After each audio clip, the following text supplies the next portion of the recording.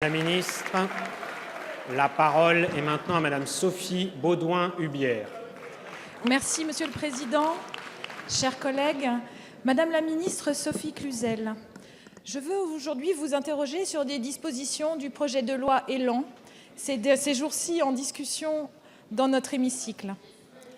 Dans le cadre de l'élaboration de cette loi, une longue concertation a été menée impliquant l'ensemble des parties prenantes, en premier lieu les associations de personnes en situation de handicap.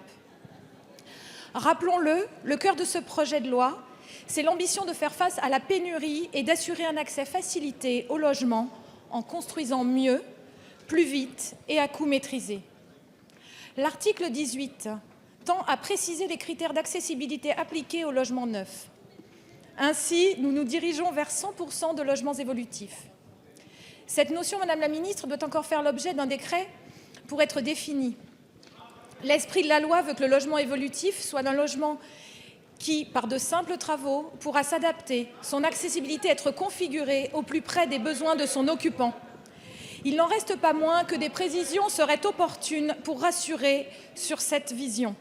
Ainsi, Madame la ministre, quelles conséquences concrètes auront ces évolutions sur l'accès aux bâtiments pour les personnes à mobilité réduite? Également, pouvez-vous nous rappeler la raison du passage du 100% accessible au 100% évolutif? Je vous remercie. Merci, Madame la députée. La parole est à Madame Sophie Cluzel, secrétaire d'État aux personnes handicapées. Monsieur le Président, Mesdames et Messieurs les députés, Madame la députée Sophie Beaudouin-Hubière, merci de me permettre de revenir devant vous sur la stratégie pour le logement portée par mes collègues Jacques Mézard et Julien Denormandie, afin de rassurer l'ensemble des personnes en situation de handicap que ce changement de paradigme interroge. Nous passons du 100% adapté au 100% adaptable. Pourquoi? Parce que le logement doit répondre aux besoins de chacun et doit l'accompagner tout au long de sa vie. Cela n'empêche en rien une personne à mobilité réduite de rendre visite à quelqu'un dans son appartement, car toutes les parties communes vont rester accessibles, tout comme le séjour et les toilettes des appartements. Aujourd'hui, si vous êtes en couple avec des enfants, vous préférez sans doute avoir une grande chambre plutôt qu'une salle de bain adaptée.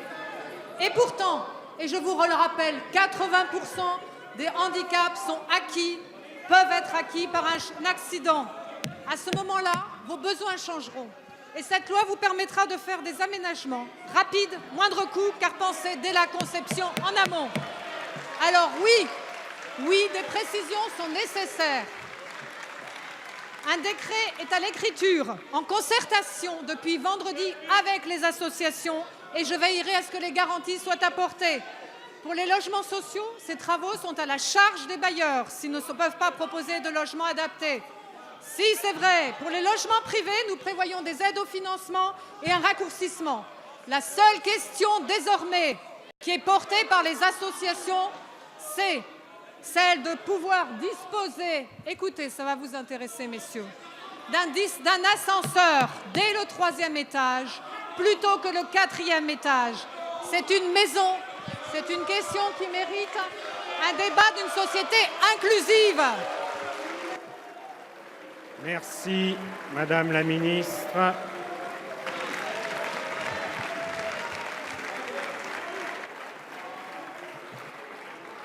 Mes chers collègues, avant de vous passer la parole, Monsieur Bricout, j'espère que lorsque vous posez votre question, il n'y aura pas les mêmes réactions, de même ensuite que lorsque Monsieur Vulfranc posera sa question, il n'y aura pas les mêmes réactions, car sinon nous n'aurons jamais de séance de questions d'actualité où nous pourrons entendre et les questions et les réponses. Je vous rappelle par ailleurs que ces sujets sont débattus actuellement dans notre hémicycle, que chacun peut faire entendre ses arguments sans avoir besoin de couvrir de sa voix les réponses ou